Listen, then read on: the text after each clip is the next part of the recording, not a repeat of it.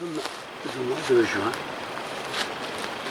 et je profite que l'été commence bientôt pour observer une plante qui est vraiment magnifique, que je souhaitais vous présenter déjà depuis longtemps. On appelle cette plante assez souvent le pois de senteur. Son nom officiel est Gesse à large feuille ou en latin Lathyrus latifolia. Aujourd'hui, nous allons regarder ensemble, découvrir pour ceux qui ne la connaissent pas et approfondir peut-être pour ceux qui l'ont déjà vue, cette plante merveilleuse que nous avons ici. Comme vous le voyez, c'est une plante qui pousse en grande quantité et nous allons voir pourquoi tout à l'heure. Bonjour à tous, c'est Philippe Guillouard de Trek Eco sur Vie Aventure.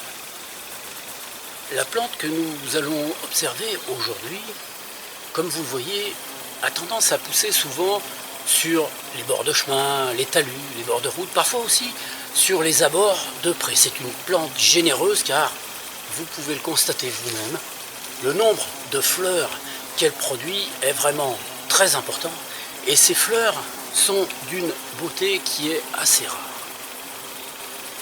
Cette plante, qui est une vivace, appartient à une famille de plantes qui produit des gousses.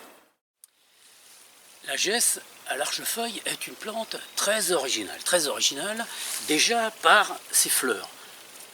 Vous avez remarqué qu'elles sont assez importantes, c'est surtout parce que le pétale du haut, le pétale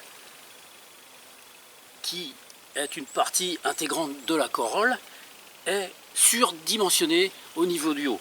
Les deux autres pétales sur les côtés ici forment une espèce de petits haricots qui protègent les étamines et le pistil qui est à l'intérieur. Et en dessous, vous avez le quatrième pétale qui vient refermer cette protection pour que la plante puisse recevoir sa fécondation sans aucun problème.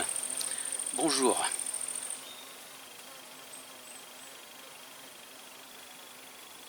Voilà, ce sont des petits animaux qui viennent me voir de temps en temps. Cette plante est originale encore par ses tiges.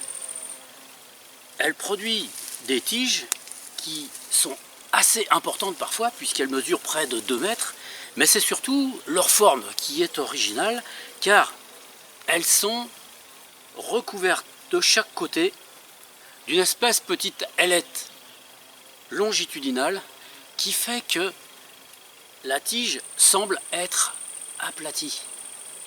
Alors ça lui donne une rigidité qui est assez importante et qui lui permet de parcourir des distances importantes. Je vous ai dit que ces tiges peuvent parfois faire 2 mètres de longueur. Elles sont en plus additionnées de petites vrillettes qui viennent s'accrocher sur d'autres végétaux afin qu'elles puissent parfois, quand elles le peuvent, monter en hauteur. Vous verrez tout à l'heure, nous irons en voir une qui est montée à 1 mètre de hauteur.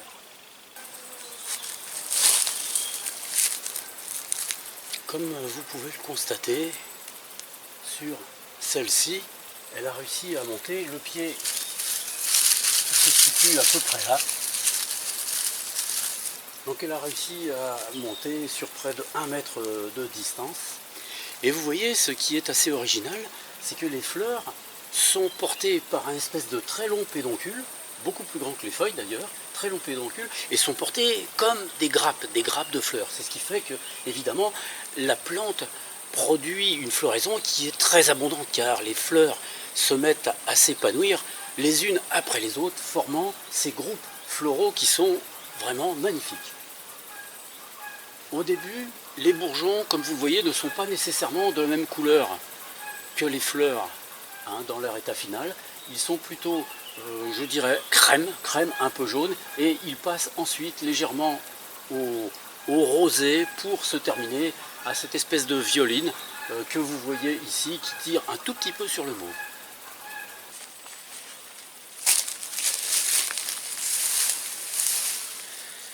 Ce qui est très original aussi, c'est la manière dont la gesse à large feuille fait justement ses feuilles. Ces feuilles sont, comme vous le voyez, je vais vous la montrer d'un peu plus près tout à l'heure, ces feuilles sont en réalité composées de deux petites feuilles ovales, allongées, légèrement pointues, qui s'insèrent ici sur une espèce de tige qui n'est ni plus ni moins que le pédoncule de cette feuille, que si vous voulez le pétiole pardon, de cette feuille. Et ce pétiole est lui aussi ailé, aplati si vous voulez, comme la tige totalement de la plante lorsqu'elle se déplace. Alors je vais vous apporter de près cette feuille. On va lui en enlever juste une et vous allez voir, c'est assez particulier. Voilà. Alors cette partie là, c'est le pétiole de la feuille, et comme vous le voyez, si on ne s'approche pas, on ne peut pas forcément savoir qu'il s'agit du pétiole. On pourrait penser que ça fait partie aussi de la feuille. C'est donc le pétiole de la feuille qui est composée de deux folioles, de deux petites feuilles, vous voyez, qui sont ovales, pointues et assez allongées, l'une en face de l'autre. Et vous constatez derrière, juste au milieu, c'est là que la gesse à large feuille produit ces petites vrillettes qui lui permettent de s'accrocher. Nous ne pouvons pas terminer la présentation de cette plante sans parler des fruits que produit la gesse à large feuille. Alors vous les verrez d'un peu plus près tout à l'heure, mais la gesse à large feuille, si vous le voyez d'un petit peu là-bas, produit des espèces de haricots dans lesquels il y a des graines. Ces graines ressemblent aux petits pois et je vous montrerai d'ailleurs comment on les mange, car c'est une plante qui produit des graines qu'on mange qui ont le goût du petit pois, peut-être presque plus des lentilles d'ailleurs, qui sont excellents. Alors certes, comme toutes les plantes sauvages, elle peut contenir des substances qui sont légèrement toxiques lorsqu'on les consomme vraiment sur le long terme. Mais il y a un moyen de s'en préserver, c'est de faire cuire ces graines pendant au moins 1h30. Une cuisson d'1h30 détruit les substances toxiques qui sont dans les graines. Donc ça permet de pouvoir en consommer autant qu'on en veut. Néanmoins, les gousses, les graines, on va dire plutôt, de ces gousses ont été consommées pendant les périodes de disette dans certains pays, comme en Espagne par exemple, mais pas seulement, en France aussi d'ailleurs. Et lorsqu'elles sont consommées de manière épisodique sur une période de temps qui n'est pas trop longue, ces graines ne produisent absolument aucun effet. Mais à partir d'une durée qui équivaut environ à 3 mois, lorsqu'on en mange régulièrement, au bout de 3 mois, les substances qui sont dans les graines produisent une paralysie des membres inférieurs. Alors cela n'arrive évidemment que dans la mesure où on consomme ces graines crues ou qu'on ne les cuit pas assez.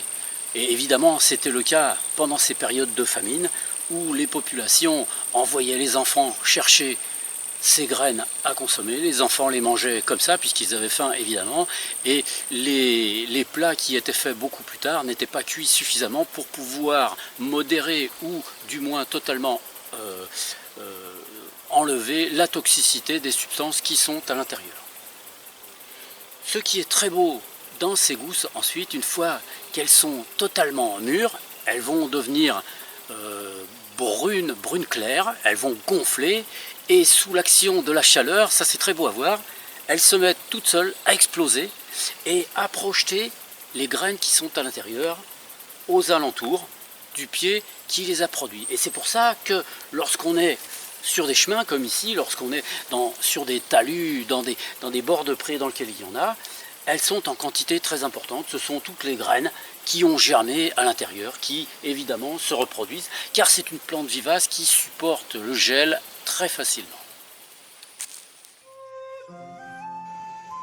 C'est en été qu'apparaissent les jolies fleurs de gesse à larges feuilles. Roses, à bleu, elles envahissent les bords de chemins, de routes et les bordures de prés. Cette plante vivace, bien souvent confondue avec le pois de senteur, possède une différence de taille avec celui-ci, c'est qu'elle ne sent pas. Elle attire à elle, malgré tout, les insectes qui viennent petit à petit la polliniser lui permettant ainsi de produire des fruits que nous verrons plus tard. De fleur en fleur, ces insectes permettent la fécondation de toutes les fleurs de la plante. Reconnaissable par ses longues tiges ailées, lui donnant l'impression d'être aplatie, elle peut se répandre sur des distances allant jusqu'à plus de 2 mètres de longueur. La gesse à larges feuilles possède de nombreuses tiges qui s'extériorisent toutes autour du pied. Ces tiges sont composées de feuilles, composées aussi de petites vrillettes qui lui permettent de s'accrocher sur d'autres végétaux. Enfin, elle est composée aussi des nombreuses fleurs qui caractérisent cette plante. Notez qu'au départ de chaque feuille, ainsi que de chaque grappe de fleurs, 2 toutes petites feuilles sont insérées sur le nœud de la tige. Toutes les feuilles, petites ou grandes, ont une forme allongée et pointue.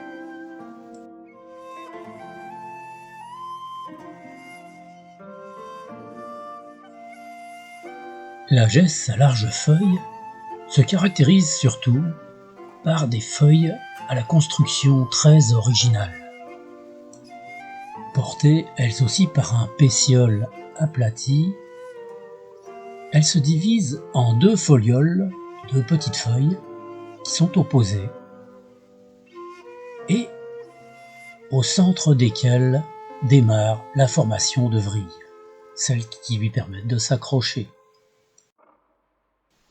C'est à partir de fin juin que démarre la floraison de la plante, et cela durant tout l'été.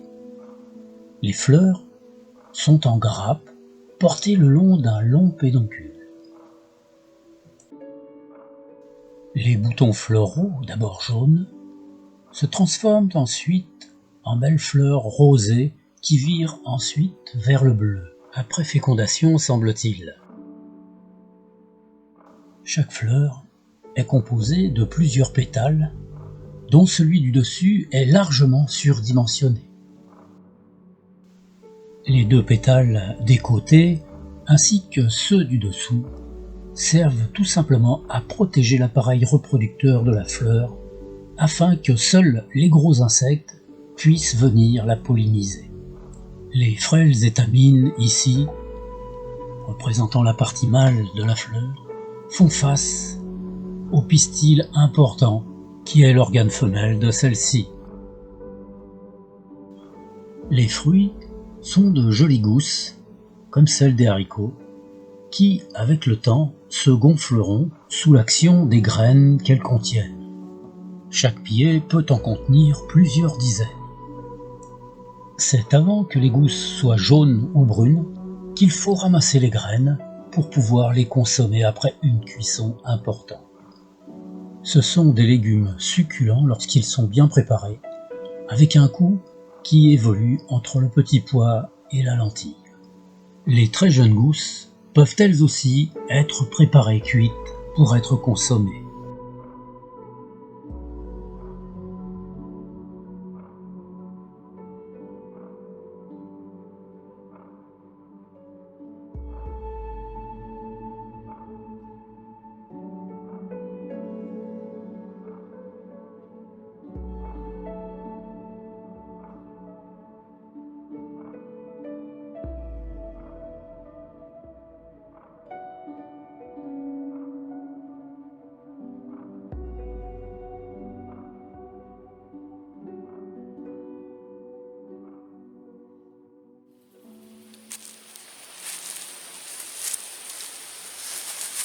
Avant de vous quitter, j'aimerais juste dire quelques mots sur le fait que cette plante se consomme. Je sais qu'il y a des sites qui disent qu'elle est toxique. Alors je ne sais pas si ces gens en ont déjà consommé. Pour ma part, ça fait des années que j'en mange. Ce que je peux vous dire, c'est qu'elle se mange crue comme cuite. Cuite, elle est plus agréable à consommer. Crue, vous pouvez aussi consommer les petites gousses jaunes. Ça fait un petit peu comme les petits pois. Vous verrez, c'est très délicat de goût. Ça a ce petit goût de petit pois, c'est vraiment très bon. Voilà. Donc tous ceux qui ont le désir d'essayer pourront toujours le faire. Ceux qui sont un petit peu fragiles, ma foi, peut-être qu'il est mieux pour eux de s'abstenir. En tout cas, j'espère que le petit regard que nous avons fait sur cette plante vous aura intéressé. Je vous dis à toutes et à tous au revoir et à bientôt dans une prochaine vidéo.